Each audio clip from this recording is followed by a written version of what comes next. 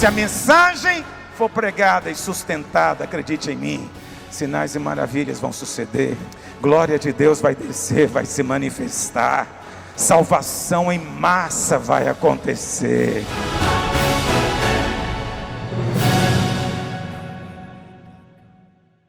Eu tenho algo para dizer para você em nome de Jesus. Eu queria que você abrisse o seu coração e prestasse atenção, porque o que eu vou falar hoje tem implicações profundas na sua vida. Hebreus capítulo 12, verso 14. Hebreus 12, verso 14.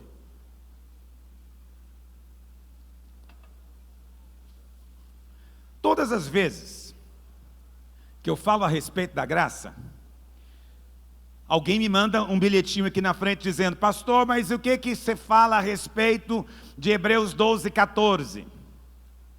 Aí alguém escreve outro dizendo: pastor, você está falando muito da graça, mas o que você me diz que sem santificação ninguém verá o Senhor? É sempre, não tem exceção. Seja aqui, seja em qualquer outro lugar, sempre tem esses que acreditam que nós somos salvos pela santificação. E pregam santificação para ímpio. Esse é o motivo pelo qual muitos querem se lavar antes de tomar banho. Não tem sentido. Antes de eu vir a Jesus, eu quero mudar de vida primeiro. Não. Venha Jesus, Ele vai mudar a sua vida. Não, antes de vir a Jesus, eu quero primeiro purificar a minha vida. Não, você não tem que se lavar. Ele é que vai te lavar. Venha do jeito que você está sujo. Venha sujo, imundo. Ele vai lavar você. Então, a santificação, ela é um resultado. Ela não é uma condição para você ser salvo. Você não é salvo pela santificação. Você é salvo pela obra do Calvário. Você é salvo porque pelo sangue do Cordeiro os seus pecados foram cancelados. Você é salvo porque Ele pagou a penalidade. Você é salvo porque a ira de Deus veio sobre Ele. E você agora crê nessa verdade. Aí quando você crê nessa verdade, a Bíblia, você é salvo. Crê e confessa, você é salvo. Aí depois que você é salvo, filho, aí você vai entender o que é santidade. Porque a verdadeira santidade, eu quero dizer para você, não tem nada a ver com o tamanho do seu cabelo. Não tem nada a ver se você usa ou não desodorante, se você depila ou não a perna. Não tem nada a ver se você usa ou não barba. Entendeu? Tem gente que o cabelo é comprido, mas a língua é maior ainda. Conhece gente assim? Então, o que adianta o cabelo e a língua ser maior? Então, o que é mais grave? O cabelo curto ou a língua comprida? Então, esse conceito de santidade legalista e religioso joga no lixo. As pessoas que falam para você que a videira é muito light, não são na verdade pessoas que andam em santidade, são fariseus hipócritas, que valorizam a aparência exterior em detrimento do coração na presença de Deus. Ninguém diz amém, eu falo amém para mim mesmo. Santidade é Cristo. Santidade é uma pessoa. Está me ouvindo? Santidade não é separação de, é separação para. Entende? Santidade não é uma questão de ser tirado de algum lugar, mas ter sido transportado para um outro lugar. Santidade é essa pessoa dentro de você, isso que te faz santo. A Bíblia fala, quando Moisés chegou diante da sarça ardente, o que Deus falou para ele? Tira a sandália dos teus pés, porque o lugar que você está pisando é o quê? Terra santa. Muito bem. Por que aquele lugar era santo? Por que era santo? Porque Deus estava lá. Aquele fogo na sarça era Deus. Deus estava lá. Então Deus disse, onde eu estou é santo, meu amigo. Então enquanto eu estou nesse pedaço de terra aqui, esse pedaço de terra é santo. Porque santidade é a presença dEle. Eu pergunto para você, onde é que está o Espírito de Deus hoje? Onde Ele está? Não, Ele está dentro de você. E como é que Ele é chamado? Espírito o quê? E tem alguns lugares que chamam Ele de Espírito da Santidade. Não só é santo, como transmite santidade. Então, filho, se aquela terra ficou santa porque Deus estava lá, você já se tornou santo porque Deus está aí. Você pode dizer com convicção, eu sou santo. Ah, mas eu estou vendo os seus erros. Bom, não tem nada a ver comigo, eu sou santo porque o santo está em mim. O único que é santo habita em mim. Mas vamos ler o texto. Segui a paz com todos e a santificação, sem a qual ninguém verá o Senhor. Muito bem, se santidade é Cristo, o que é santificação? Ficar mais santo. A santidade é Cristo. Você quer ficar mais santo. O que é isso na prática? Se encher de quê? Cristo. Se o Espírito que é santo habita em você, como é que você se santifica? Se enchendo do Espírito. Quanto mais cheio do Espírito, mais santidade na sua vida. Encha-se da santidade a cada dia. Agora, tem uma colocação importante aqui. As pessoas que me fazem essa colocação, elas gostam de citar versículo isolado, ok? Eu sou ferozmente contextual. Tudo que eu leio na palavra, eu leio de acordo com o sentido no contexto, sempre. Você não pode ficar pegando versículos sozinhos, aleatoriamente, e tirando conclusões dele. Tem que entender o que está no contexto. Não significa que você não possa usar versículos, pode, mas desde que você entenda o que ele está dizendo. Esse versículo não termina com um ponto, termina com uma vírgula. E significa o quê? Que o assunto continua. Então vamos ler tudo. Segui a paz com todos e a santificação, sem a qual ninguém verá o Senhor. Atentando diligentemente, porque ninguém seja faltoso, separando-se do quê, meus irmãos? Olha aí a graça de Deus, onde ele achou que não tinha. Olha a graça de Deus, onde ele achou que não tinha. Hoje eu queria falar sobre por que alguns se separam da graça de Deus. O que significa se separar da graça? O que significa se separar do favor divino? O que significa estar separado da graça? Significa que perdeu a salvação? Não. Apenas está separado. O favor de Deus é a coisa mais importante na vida de qualquer um.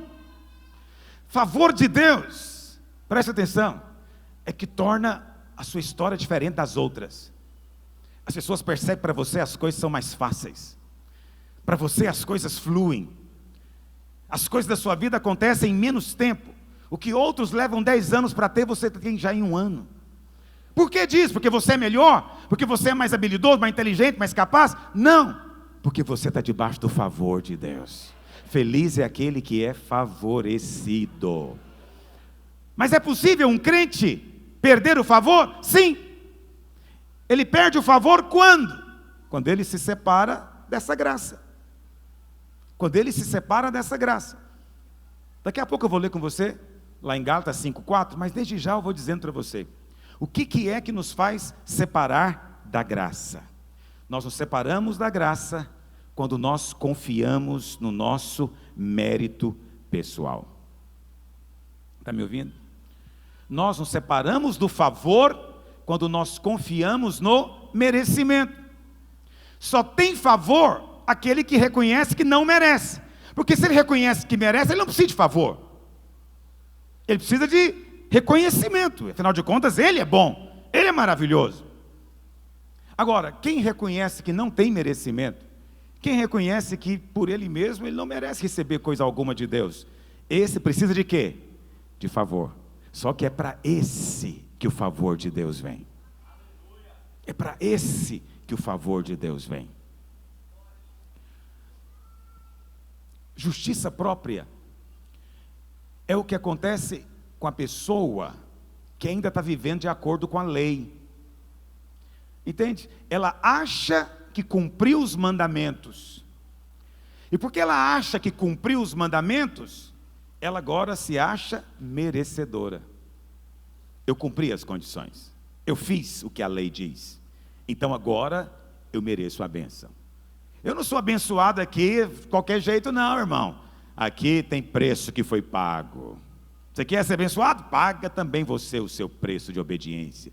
Então veja bem, essas pessoas são cheias de justiça própria. A Bíblia fala que isso separa você da graça de Deus.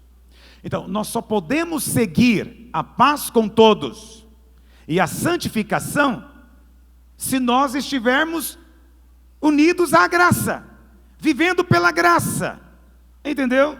Aquelas coisas que mencionadas antes só podem acontecer se houver graça na sua vida, favor de Deus. Mas agora a coisa começa a ficar interessante, porque o autor de Hebreus começa a dizer agora o que acontece com alguém que se separa da graça. O que acontece quando você se separa da graça? Aí Paulo diz: nem haja alguma raiz de amargura que brotando vos perturbe, e por meio dela muitos sejam contaminados. Primeira coisa que acontece com alguém que se separa da graça, com alguém que tem justiça própria, é que ele se enche de amargura, ressentimento. Isso é algo que o Espírito Santo me mostrou essa semana, porque eu estava lendo esse texto, e qual que é a pergunta que eu fiz? O que uma coisa tem a ver com a outra? O que tem a ver separar da graça com amargura, ressentimento? Essa é a pergunta. Eu leio a palavra fazendo perguntas, e graças a Deus, porque o Senhor sempre envia respostas, de uma maneira ou de outra. Às vezes fala no meu coração, às vezes usa um irmão, às vezes usa um livro, alguma coisa, mas Ele sempre me esclarece. Para você entender isso aqui, você precisa seguir um raciocínio. Então preste atenção no raciocínio. Quantos estão me ouvindo mesmo? Muito bem. Por que alguém quer viver na lei ainda, na justiça própria? Por quê? O que leva alguém, pastor Mauro, o que leva um crente a querer viver confiado na justiça própria, no favor merecido da lei? O que leva alguém a agir assim? O que ele tem na cabeça? O que ele tem em mente quando ele faz isso? Não é difícil você entender. Quem ainda vive pela justiça própria, ele quer agradar a Deus. Ele quer conquistar o quê? Favor, aprovação. Mas acima de tudo, ele quer conquistar o quê? Amor. Ele acredita que Deus só ama quem cumpre, quem obedece. Ele acredita que Deus só ama quem se comporta corretamente. Não passa na cabeça dele outro padrão. Então, como ele acredita, presta atenção nisso, como ele acredita que só quem é bom merece o amor de Deus, ou vai ter o amor de Deus, o que ele faz então? Ele se esforça ao máximo para cumprir a lei, para obedecer. Ok? Tá bom, pastor, e de onde é que aparece a amargura? Aí vem a amargura. Ele está tentando ganhar o amor de Deus. Para fazer isso, então, ele procura obedecer os mandamentos. Mas quando ele procura obedecer os mandamentos da lei, ele cai na justiça própria. E o que acontece quando a pessoa cai na justiça própria? Ela perde o favor. E aí o que acontece? Ela vê um outro irmão, que ela sabe que não comporta bem, ela sabe que não é melhor do que ela, mas o outro irmão é abençoado, e ela não.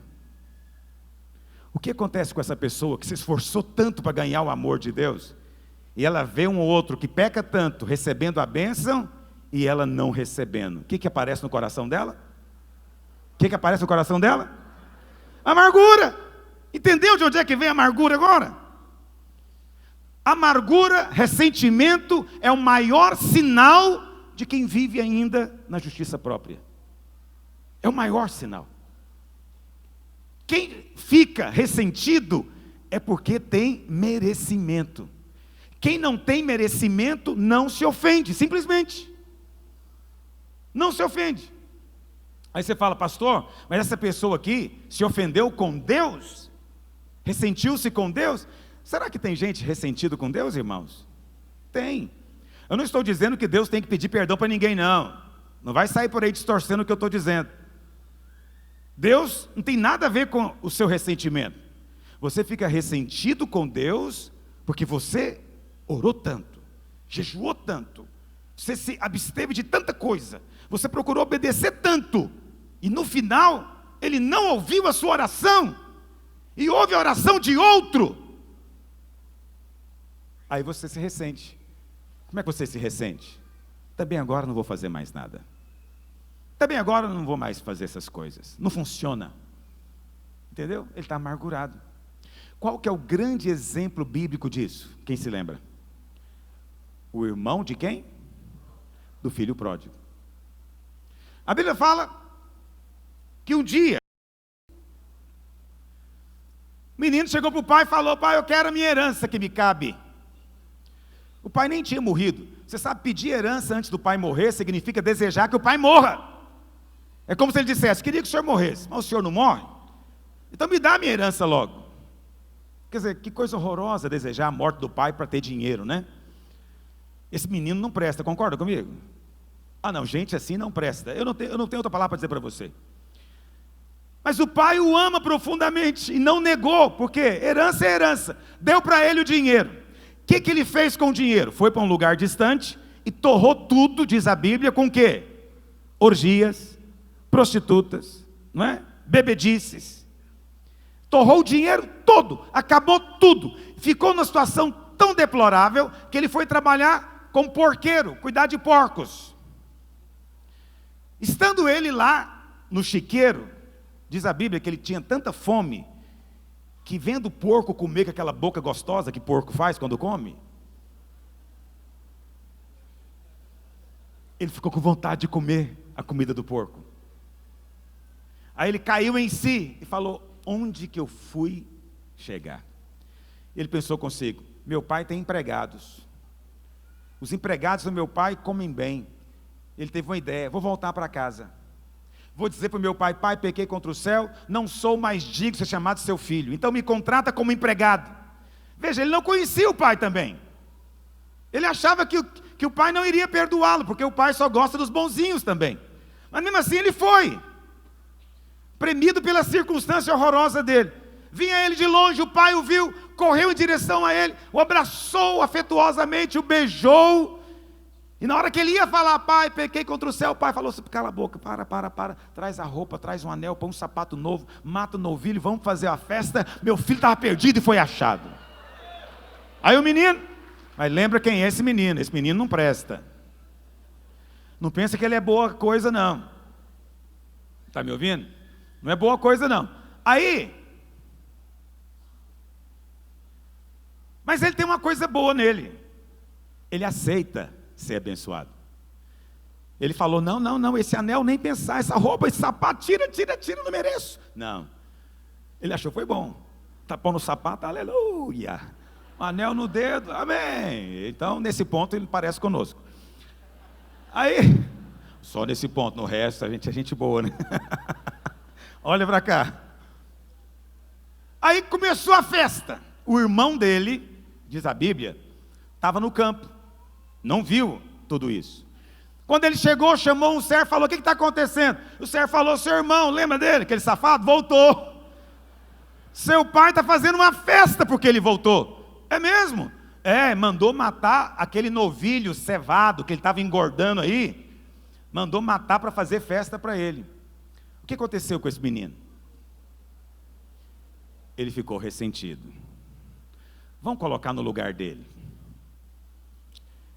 Ele chega para o pai dele e fala: pai, eu estou com o senhor esses anos todos, eu não pedi herança não, eu estou cuidando dos seus bens, estou lutando para não te dar prejuízo, eu levanto cedo, eu trabalho, eu cuido do gado, eu cuido das plantações, eu faço tudo para você, pai. O senhor nunca me deu nem uma galinha para eu matar e fazer uma festa com os meus amigos. Mas chegou esse seu filho miserável aí, o senhor fez festa para ele. Analisa, avalia. Ele se encheu de quê, meus irmãos?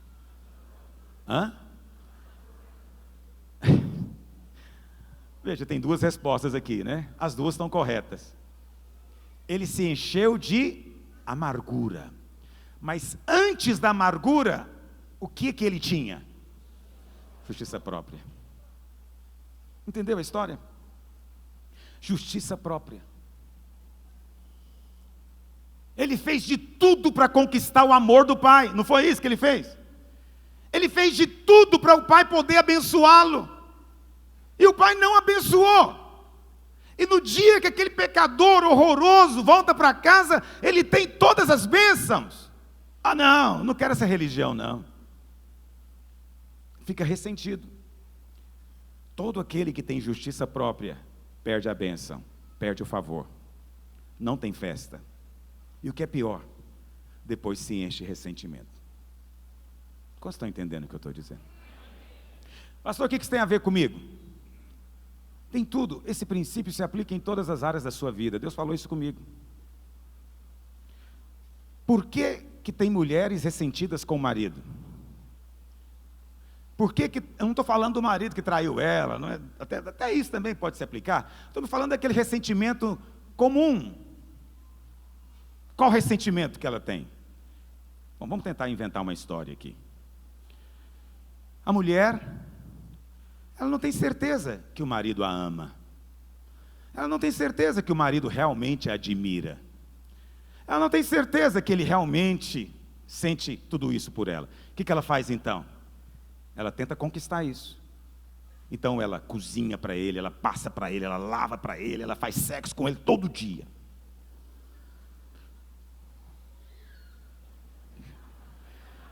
Eu tenho que contar uma mulher assim, a mulher...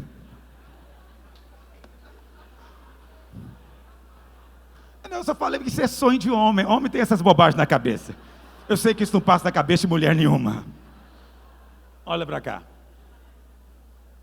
Mas por causa dele ela faz. Teve uma vez que a gente fez aqui 21 dias, maratona conjugal. Quem participou? Pouquíssimos, quase ninguém quis. No jejum é quase 100%. Mas aquela maratona ia ser maratona conjugal. Era sexo 21 dias. Muitos homens não toparam por razões distintas, mas querer até queriam. E quando a gente fala de sexo, sempre tem irmão que acha que a Bíblia é contra sexo. Presta atenção, qual foi o primeiro mandamento que Deus deu para o homem? Fazer sexo. Foi ou não foi? Adão e Eva chegaram diante de Deus, o que Deus falou para eles? Agora, meu filho, cresça e multiplique-se. Como é que você acha que acontece isso? Fazendo almoço? Comprando um sapato? Primeiro mandamento ele falou o seguinte: agora que eu criei vocês, vão lá e faz sexo. É isso que ele falou. Então sexo é de Deus, estava no coração e na mente de Deus. O amém melhorou bastante agora.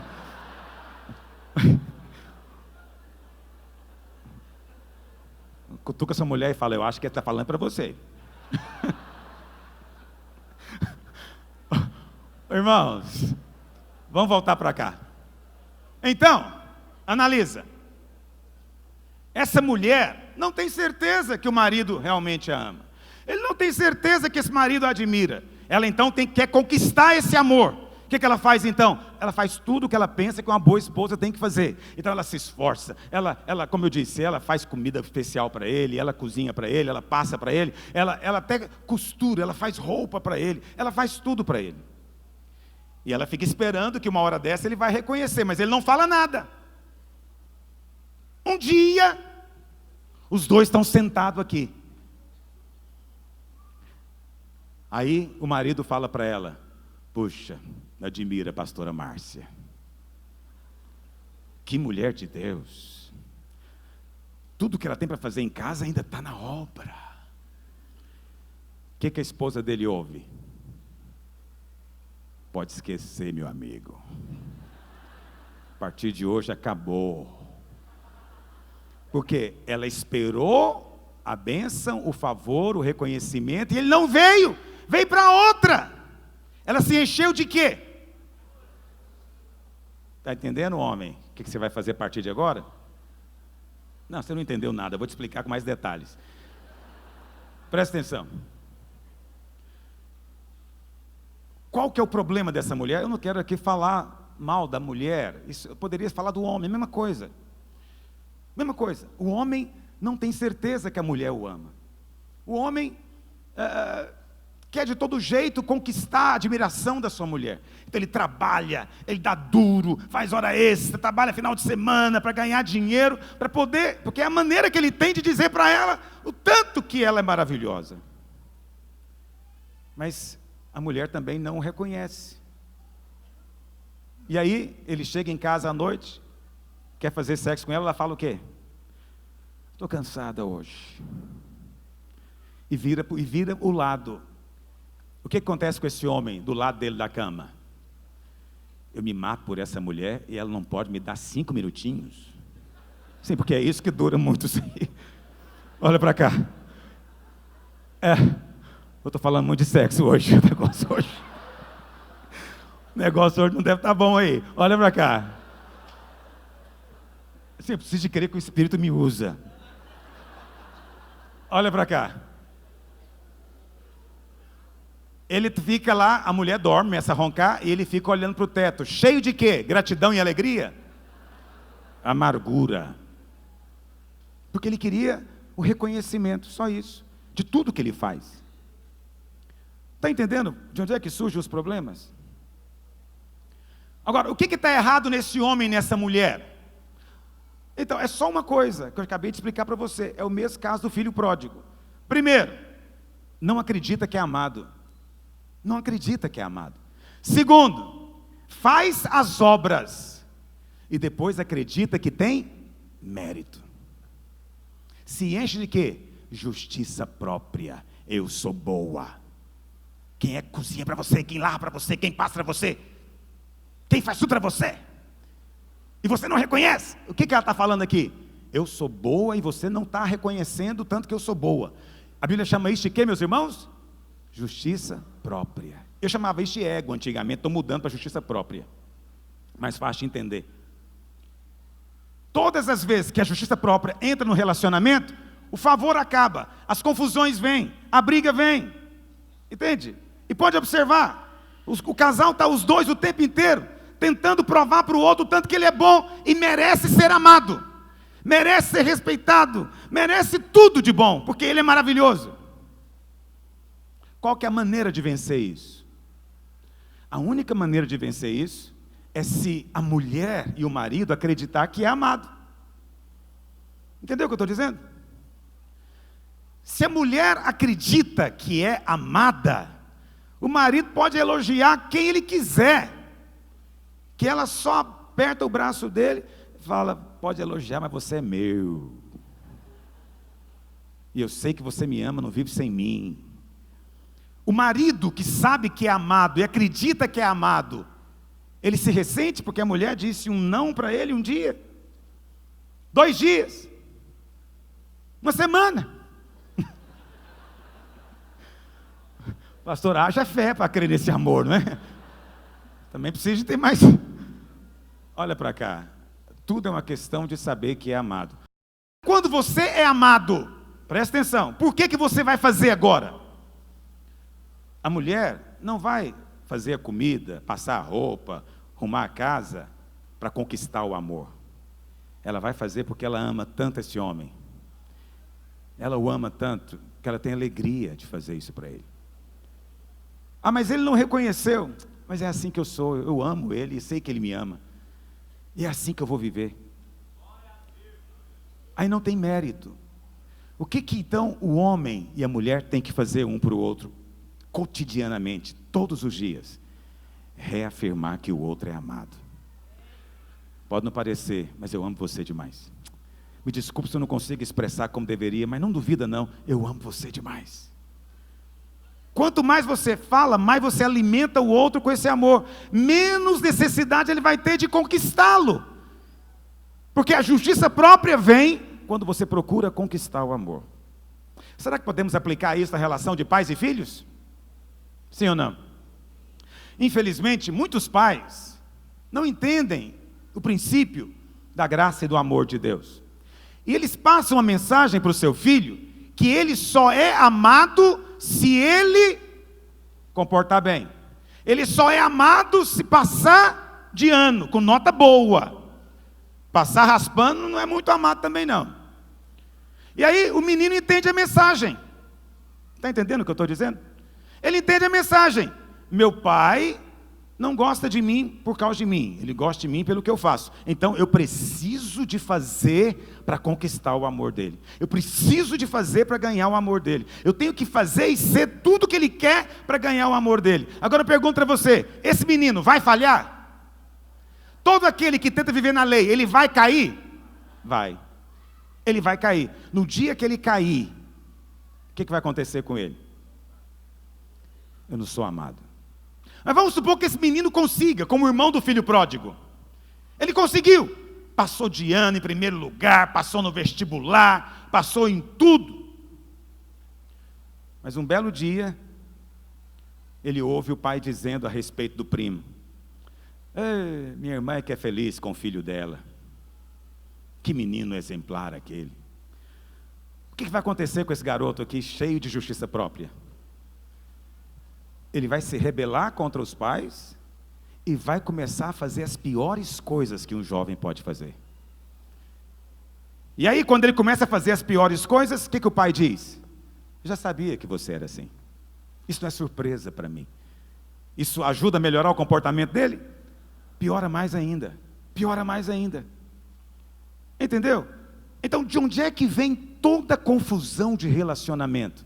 Da lei, da justiça própria, do merecimento, do julgar que fez por onde, de julgar que o outro te deve agora muita coisa, porque você fez muito para ele.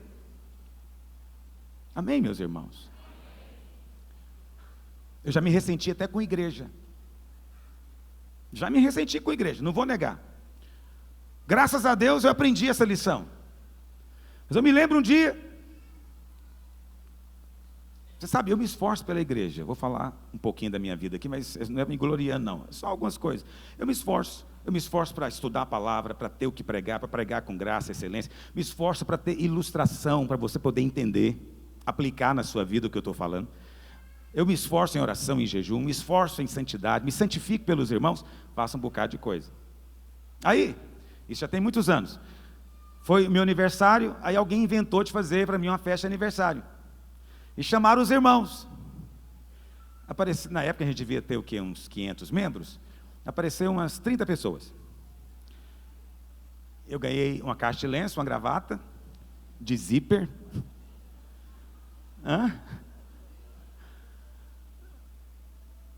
Aí, amém. Você sabe, não me importei de falar a presença de Deus. Achei normal aquilo. Mas aí, passou uma semana, exatamente uma semana, eu tinha convidado um pastor para vir pregar na videira. E aí, o pastor pregou na videira. Ele falou para mim assim: olha, eu vou tirar uma oferta para o meu ministério, você me autoriza? Eu falei: olha, eu autorizo, mas eu preciso dos dízimos e das ofertas aqui para manter a igreja. Aí ele falou: então você tira a oferta, depois quando eu pregar, eu falo para os irmãos, quem quiser ofertar para mim, trazer. Aí eu tirei a oferta deu R$600. Aí ele pregou. Quando ele acabou de pregar, os irmãos, ele falou para os irmãos: eu tenho um ministério, tal, quem quiser ofertar. A oferta deu R$12.000. Eu magoei profundamente. Você sabe quando alguém me lindra? Eu me lindrei. Mas eu tenho um problema, eu não consigo guardar milindre. No domingo seguinte eu vomitei em cima do povo. Vocês não me amam. Ninguém aqui gosta de mim. Mauro lembra disso, lembra, Mauro? Porque vomito sempre é cheio de fel, porque a bilis vem junto, sabe? Um negócio horroroso.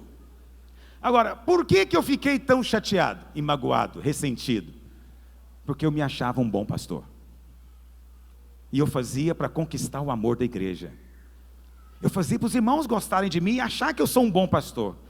Quando eu percebi que eles gostavam mais do outro, e para o outro estava disposto a dar tudo, e para mim era só R$600, aí eu falei: não vou orar por nenhum mais agora. Agora é o seguinte, vou pregar domingo, mas você que vai estudar para entender. Não é um inferno viver assim? Ah, mas a igreja está errada. Presta atenção, a igreja não está errada. Você dá dinheiro para quem você quiser. Você elogia quem você quiser. Você é livre. Você não deve nada para o pastor. Estão entendendo o que eu estou dizendo?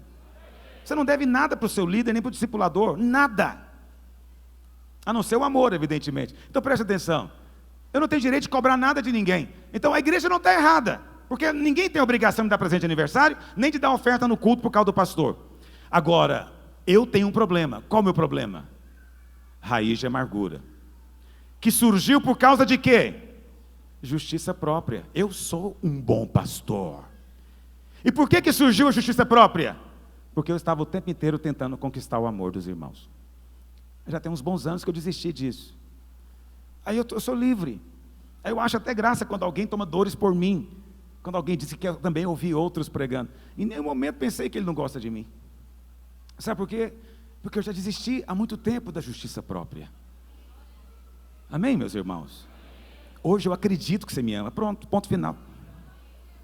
Alguém fala, eu sou amado, minha igreja me ama. Ah, não sei não. Fala, você não sabe, mas eu sei. Quando você sabe que é amado, você não tenta provar coisa alguma. Por que você está ressentido na vida cristã? Porque tudo que eu estou falando, você pode aplicar para Deus. Você não acredita que Ele te ama. Você não acredita que Ele te ama. Por não acreditar que Ele te ama, você está se esforçando para conquistar o amor dEle. Mas em algum momento você vai ver outros recebendo e você não. Eu conheço pastores amargurados com o ministério. Por quê? Porque são pastores bons, corretos, íntegros. Mas a igreja não cresce nem que a vaca tussa. E às vezes do lado dele tem um outro pastor que ele sabe que não é... Sabe o que é aquela coisa? Pastor não é tão correto assim. Pastor tem uma vida meio estranha em relação a algumas coisas. Mas não falta nada para ele. Deus dá tudo para ele, até rádio para ele Deus dá. Aí qual que é a sua reação? Você é pastor certinho. Não, e o que é pior, a igreja do outro é enorme. E o povo vai lá para ouvi-lo. Esse pastor se enche de ressentimento com Deus, e com a igreja, e com a vida, e com o universo. Por quê? Porque ele está pagando o preço. Ele está cumprindo as condições. Por que ele não tem o favor? Porque quando você tem justiça própria, você se separa da graça de Deus. Está me ouvindo? Quando você confia no merecimento próprio, se separa da graça de Deus. Poderia ficar a manhã inteira nisso. Acho que é uma boa ocasião de falar na reunião de casais, que vamos ter mês que vem. Eu mesmo não vou falar, mas os irmãos podem falar. Vamos voltar lá para Hebreus. Não para aí. Então ele diz, cuidado, não se separa da graça de Deus, para não surgir uma raiz de amargura. Raiz de amargura perturba e contamina. Esse é o negócio. Amargurado não guarda amargura. Ele tem que compartilhar no Facebook, no Twitter. Ele cria um site. Amargurado tem que contar tudo que fizeram com ele. E sempre vai encontrar alguém que dá razão. Os irmãos são casados, às vezes vêm aconselhar comigo. Muitos nem vêm mais, porque eles sempre reclamam de mim. Eles falam, pastor, o outro que errou e você trata é comigo. Veja, a questão não é o outro, é sempre você. É sempre você. Você que tem que mudar. Quantas vezes eu já ouvi isso, esse tempo atrás, já, não muitos dias, umas 3 semanas, encontrei uma irmã cujo marido tinha aprontado, e eles então separaram. E eu perguntei para ela, e aí fulana, como é que está? Já restaurou o casamento? Ela falou, pastor, já falei com Deus. Só aceita ele de volta transformado. Mas se Deus quiser te dar ele desse jeito, não quero. Aí na hora que eu ouvi isso, qual foi a tradução na legenda? Eu sou boa, sou transformada, estou pronta. Só posso aceitar um marido, no mínimo, no meu padrão. Como é que é o nome disso no idioma nosso aqui agora? Ela se acha maravilhosa. É capaz do marido dela arrepender, chorar, chegar no céu, ganhar galardão. E ela chegar lá ainda ganhar uma repreensão. Mas logo eu, que não fez nada de errado. Sim, você é o irmão do filho pródigo. Nunca saiu de casa, nunca prostituiu, casou virgem. Você nunca fez nada de errado. Nunca se embriagou, nunca fez orgia. Ficou o tempo inteiro na casa. Mas você ficou esse tempo todo confiado no tanto que você é bom. Você não pode receber de Deus. Separou da graça. Eu quero a graça, irmãos. Mais do que tudo na vida eu quero o favor de Deus. Quantos querem favor de Deus também? E, verso 16. Nem haja algum impuro. Ah, isso aqui é outra coisa. Pastor, o que separar da graça tem a ver com amargura e agora com impureza. É porque quem está ressentido vai tender para isso. Na minha experiência, eu não gosto de falar de experiência, mas eu não tenho outra coisa para dizer. Sempre que eu encontro uma mulher que traiu o marido, é porque ela estava ressentida e amargurada com ele. Nunca vi uma mulher que se sente amada pelo marido e tem certeza disso, se envolver em aventuras extraconjugais. Sempre é uma mulher amargurada. Por que ela está amargurada? Faço tudo por ele, ele não me reconhece. Faço tudo por ele, ele não vê. Ele não vê a mulher boa que está do lado dele, maravilhosa, perfeita. E ela se enche de amargura e por isso ela cai aonde? Na impureza. A impureza aqui é sexual, filho. Mas eu não quero me deter mais nisso. Aí o texto continua. Por quê? Quando você se separa da graça, vem amargura, vem impureza. Aí o autor de Hebreus diz, olha, e muito cuidado, porque você pode se tornar como Esaú. Aí, Esaú aqui está sendo colocado como exemplo de alguém que decaiu da graça. Está entendendo? Aí alguém vai dizer, pastor, mas como é que Esaú decaiu da graça? Se Esaú viveu antes da lei. Sim, porque decair da graça não é voltar a viver na lei. Então como é que Esaú simboliza isso? É verdade, Esaú viveu antes da lei, mas Esaú tornou-se o símbolo de alguém profano, se separou da graça, e ele por um repasto, quer dizer, um prato de comida, vendeu o seu direito de primogenitura, ou seja, não deu valor nas coisas do Espírito. Você sabe quem é que despreza as coisas espirituais? É aquele que se separa do favor. O final das contas é isso, você não atribui valor mais. Você vê alguém chorando, não tem valor, falando em línguas, não tem valor, caindo, não tem valor, sendo curado, sendo liberto, você não atribui valor a nada mais. Você se torna indiferente. A amargura faz isso. E Esaú aconteceu isso. Verso 17. Pois sabeis também, esse versículo, vou ler com você. Eu sempre interpretei esse versículo de uma maneira, mas essa semana, comparando o texto com outras versões, eu vi que eu estava errado. Vou corrigir o que eu falei. Pois sabeis também que posteriormente, querendo herdar a bênção, foi rejeitado, pois não achou lugar de arrependimento, embora com lágrimas o tivesse buscado. Clica em cima, por gentileza, irmão, na linguagem de hoje, NTLH. Está um pouco diferente. Olha o que diz. O arrependimento ali não é de Esaú, é de Isaac. Esaú tentou fazer com que Isaac mudasse de ideia, e tentou isso até com lágrimas, mas Isaac não mudou, e ele não recebeu a bênção. Olha o que diz, vocês sabem bem, como vocês sabem bem, depois ele quis receber a bênção do seu pai, mas foi rejeitado, porque não encontrou um modo de mudar o que havia sido feito, embora procurasse fazer isso até mesmo com lágrimas. Com lágrimas, pai, por favor, me dá uma bênção. Não recebeu mais. Mas não é esse o ponto. O ponto é, a história de Jacó e Esaú é uma outra versão da história do filho pródigo. Jacó representa quem nessa história? O filho pródigo. Jacó é o enganador, Jacó é o mentiroso, é o espertalhão, não é? Jacó é esse, tido como alguém problemático. Quem é Esaú? Esaú é um menino bom. Esaú é um menino bom. Lá em Gênesis, pega aí sua Bíblia, Gênesis capítulo 25, verso 28.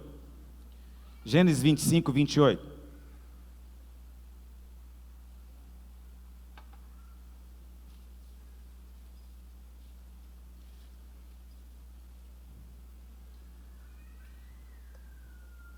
Diz assim, Isaac amava Esaú. Veja, deveria ter um ponto final aqui. Amar, né? Verbo intransitivo, não precisa de complemento. Isaac amava Esaú, ponto final. Deveria ser assim, mas não é. Isaac amava Esaú por causa da sua caça. Pode voltar para a revista atualizada, por gentileza, irmão, RA. Obrigado. Isaac amava Esaú por causa da sua caça, porque era um homem viril, porque era um homem valoroso, porque era um guerreiro. Ele gostava era de arco e flecha, ele gostava de caçar animais, e depois ele vinha e trazia a sua caça. Veja, quem cozinhava a caça era Jacó. Mas o pai certamente pensava: para que eu quero um menino cozinheiro? O que me interessa um menino cozinheiro? Não, eu quero um homem viril, não que fica na cozinha, na barra da saia da mãe, aprendendo sobre temperos. Não, eu quero um que seja corajoso e vai lá fora e enfrenta a fera e dá uma flechada no meio da testa dela. Esaú é um menino precioso, me faz sentir orgulho dele. Então veja, o que acontecia com Esaú? Porque Esaú sabia que o pai dele gostava era do que ele fazia, ele se esforçava o máximo para fazer o que o pai gostava. Se esforçava o máximo para fazer o que o pai gostava. Só que, no dia, veja bem, ele se esforçava para fazer o que o pai gostava, isso resultou em quê? Justiça própria. E no dia da bênção, o pai deu a bênção para Jacó. Ele se encheu de quê? Amargura. Sempre é assim. Quem tem justiça própria não aceita outro ser abençoado. Tem que ser ele. E Isaac não quis dar a bênção para ele, porque já havia sido dada. Era só uma. E ele não recebeu. Se encheu de amargura. Por isso que o texto de Hebreus coloca Esaú como exemplo de alguém profano. Quem é que se torna profano? Quem se separa do favor de Deus. Irmãos, isso é tão grave. Não sei se estou conseguindo passar para você a seriedade do que eu estou falando. Eu tenho orado para o Senhor abrir o seu entendimento, para você conseguir aplicar essas verdades no seu dia a dia, nos seus relacionamentos, para você entender que eu não estou falando aqui de teoria abstrata, estou falando para você de sabedoria do céu, que muda casamento, muda relacionamento de pais e filhos, muda vida profissional, muda até relacionamento ministerial. Eu me relaciono com os pastores. Será que a amargura pode surgir no coração deles também? Quando é que a amargura surge no coração de um pastor da minha equipe? É quando ele duvida que eu o amo, ele não acredita que eu o amo. Ele acha que eu amo os outros, não ele. Ele procura então ser o pastor mais exemplar, para conquistar o meu amor.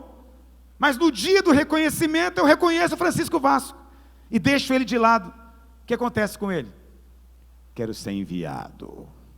Ou seja, quero ficar bem longe de você, miserável. Por que está ressentido? Eu não tinha obrigação de fazer por ele, mas na cabeça dele agora eu tenho, porque ele tem justiça própria, ele tem mérito próprio. Está entendendo por que as igrejas se dividem? Está entendendo por que a obra às vezes se estrumbica? Por causa de quê, na verdade? Ressentimento. Mas de onde é que surgiu o ressentimento? Justiça própria. Onde tem justiça própria, vai ter todo tipo de problema. Porque onde tem amargura, tem todo tipo de problema. Até morte, até tiro tem. Dependendo do nível da amargura. Não há limites para a pessoa amargurada. O amargurado está pronto para qualquer coisa. Esse foi o caso de Esaú, que depois quis matar o seu irmão Jacó. Gálatas 5, verso 4. O que Paulo diz em Gálatas 5, verso 4? De Cristo vos desligastes. Olha que expressão pesada é essa. De Cristo vos desligastes, vós que procurais justificar-vos na lei, vós que procurais tentar ser justo obedecendo o mandamento da lei. Qual o resultado disso? Da graça decaíste. Por quê? A graça é alta, a graça é elevada, a lei é inferior. Quando você sai da graça e vai para a lei, você cai, decai. Está me entendendo o que eu estou dizendo? Porque saiu do favor de Deus e agora está confiado no seu próprio merecimento para ter o favor. Mas o que é mais sério? É a primeira expressão. A Bíblia diz o quê? De Cristo vos desligastes. Tem muitas traduções. Tem uma tradução que diz, de Cristo vos separastes, que é a mesma que está lá em Hebreus. Tem uma tradução em inglês, King James, Old King James, que usa uma expressão muito interessante. Diz assim, no lugar de Cristo vos desligaste, diz, Cristo se tornou sem efeito para vocês. Presta atenção, não é que não tem Cristo, Cristo continua na sua vida, só que ele não tem utilidade, não tem efeito. Por que não tem efeito? Porque Cristo só pode ter efeito se você confiar no favor imerecido, na graça. É terrível naquele dia que você precisa de direção e Cristo não tem efeito na sua vida. É terrível naquele dia que você precisa de provisão e Cristo não tem efeito na sua vida. Aquele dia que você precisa de cura e Cristo não tem efeito na sua vida. Está entendendo? Ah, mas pastor, eu clamei, até falei em nome de Jesus. Mas não adianta, você está desligado dele. Pastor, como é que eu me desliguei dele? Quando você chegou e bateu a mão no peito dizendo, eu fiz. Né? Os pastores me contaram a respeito de um irmão ou irmã, não sei, que foi orar com o endemoniado, e antes de orar ela falou o que para o diabo? Aqui está a minha mão, 5 anos de santidade, vou colocar na sua cabeça agora. Eu nem sei o que ela fazia com essa mão, ou ele, né? Para ter ficado tão pura desse jeito. Mas ela está confiada em quê? Em Cristo? É nela. O diabo vibra quando acontece isso. Festeja, a festa no inferno. Porque Cristo se torna sem efeito. Você não precisa de Cristo. Você não está utilizando de Cristo. Entende? Tem uma outra tradução que diz que Cristo se tornou vão na sua vida. A expressão no original é o seguinte: você é casado, mas você não usufrui do seu cônjuge. Ele poderia te sustentar, mas você não utiliza disso. Ele poderia te suprir emocionalmente, você não usa disso. Ele poderia te proteger, mas você não procura isso. E você procura viver como solteiro, você mesmo se mantendo, você mesmo se sustentando, você mesmo se suprindo, mesmo tendo marido. O crente que se desliga é esse. Ele não perdeu a salvação. Cristo não saiu da vida dele. Continua lá. Mas é como essa mulher. É casada, mas não desfruta do marido. Não usufrui de nada que o marido pode fazer por ela. Por quê? Porque ela mesma quer fazer. Acredite, tem muito casamento assim no mundo. Ela mesma quer fazer tudo para ela. Eu mesmo cuido de mim. Eu mesmo me sustento. Eu mesmo me supro. Eu mesmo faço. Quando o crente resolve confiar na justiça que procede da lei, ele continua tendo Cristo, mas perde o efeito na vida dele. Perde o poder na vida dele. E meu desejo é que o poder de Cristo se manifeste poderosamente em você. Quantos dizem amém sobre isso? Fique em pé onde você está. O terceiro ponto da pregação é o versículo que nós confessamos hoje no começo da reunião. João capítulo 15, verso 4, projeta para mim. Permanecei em mim, e eu permanecerei em vós. Presta atenção, lá em Gálatas diz, de Cristo vos, quem se desligou de Cristo, desligou de quê na prática, meus irmãos? Do favor, da graça. Eu pergunto para você, não conversa ainda. Quem se desligou de Cristo, permanece nele? Não. Muitos irmãos acham que permanecem em Cristo se orar muito. Vou permanecer se eu jejuar muito. Vou permanecer se eu fizer muita coisa na obra. Não, não é isso. Você permanece nele quando você depende dele. Porque o texto diz, sem mim nada podeis fazer. Sem mim você não pode dar fruto. Quando você reconhece isso, aí Cristo ganha efeito na sua vida.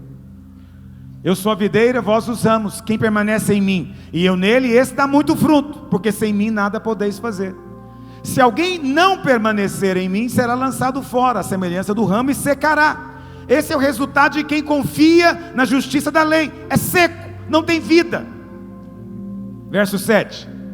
Se permanecerdes em mim e as minhas palavras permanecerem em vós, olha a promessa, essa promessa é a mais poderosa do universo. Pedireis o que? Você não precisa ficar sonhando aí com o gênio da lâmpada, que te dá 3 pedidos, não. Você não precisa sonhar com essa bobagem. Você tem uma promessa muito maior. Você pode pedir tudo que você quiser. Por que você pode pedir tudo que você quiser? Vamos lembrar do que eu preguei? Porque eu não tenho que conquistar o amor dele mais. Eu sei que eu sou amado. Porque eu sei que eu sou amado, eu não preciso mais de performance, de cumprir a lei para mostrar o tanto que eu sou bom. Então eu não tenho justiça própria. Eu confio só no favor dele. E quando isso acontece, eu de fato experimento que ele vai ouvir todas as minhas orações. Eu estou ensinando para você algo que tem um efeito tão poderoso, que pode ter um resultado tão extraordinário, que muitos de nós não temos noção de como é tremendo ter uma promessa dessa. Por que não temos desfrutado? Porque ainda há muita justiça própria em nós, irmãos. Eu falo de mim, mas fale por si. Ainda há muito mérito próprio em relação a tudo. Nos achamos merecedores de tudo. Você sabe, muitas vezes eu falo para os irmãos aqui, às vezes eu brinco dizendo: pastor, você não acha ruim, o fulano te abandonou? Eu falo, até eu mesmo queria me abandonar de vez em quando. Aí o pessoal acha graça, pensa que eu estou brincando. Não, eu não acho que eu tenho mérito nenhum para alguém querer ficar comigo. Não tenho nada. Por que alguém iria querer estar comigo? Eu não sou nada. Então quando alguém resolve não estar, também não significa nada. Mas quando alguém resolve estar, eu me encho de quê? Gratidão. Eu falo, é muito favor de Deus, é muita graça. Está entendendo o que eu estou dizendo? Isso vale para tudo. Você acha que merece a venda da semana, então você cobra, sendo que deveria apenas entender que é favor. Você acha que merece a promoção, então você cobra de Deus. Você acha que merece isso, merece aquilo, e cobra de todos ao derredor. Eu acabei de te contar onde é que está a origem. Corta na sua vida, vigia, não deixa o diabo tentar você para cair na justiça própria. Confia só na justiça que vem de Cristo. Entende? Eu fui feito justiça de Deus em Cristo.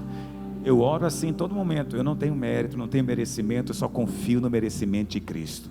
Tudo que eu tenho é por causa de Cristo. Tudo que eu recebo é por causa de Cristo. Eu permaneço nele, ele permanece em mim. Minha vida está nele, a vida dele está em mim. Nós somos misturados, não podemos mais ser separados. É a glória do Evangelho. Erga sua mão para o Pai. Feche os seus olhos. Fala para o Senhor: Deus, me livra da justiça própria. Fala para o Senhor, durante alguns minutos, só pede isso para o Senhor. Me livra da justiça própria no casamento, na vida profissional, relacionamento com os meus filhos, relacionamento com os meus irmãos na vida da igreja. Me livra do mérito. Quero rejeitar isso na minha vida, porque eu quero o teu favor. Mais do que tudo, eu quero o teu favor. Dá-me o teu favor, porque o teu favor é melhor do que a própria vida. Teu favor é melhor do que tudo. Oh Deus! Pai, nós oramos nessa manhã em nome de Jesus. Dá-nos entendimento e sabedoria do céu. Ó Deus, te peço, abre a compreensão dos teus filhos hoje. Seja o coração de cada um hoje confirmado com essa palavra, ó Deus, com esse entendimento. Ó Deus, e que haja no nosso espírito uma chama do Espírito do fogo do céu. Pai Santo, para andarmos debaixo desse favor imerecido tão grande, tão santo. Pai amoroso, queremos dizer que nós confiamos no teu amor, confiamos que o Senhor nos ama, descansamos neste amor indescritível, ó Deus Santo. Por isso não temos que provar mais nada, nem conquistar mais coisa alguma, porque já temos tudo e a nossa vida está oculta em Ti. Porque tudo é nosso e nós somos Teu. Fomos unidos eternamente numa só vida e num só Espírito. Pai, move na vida da Tua igreja. Nós oramos hoje em nome de Jesus. Amém e amém.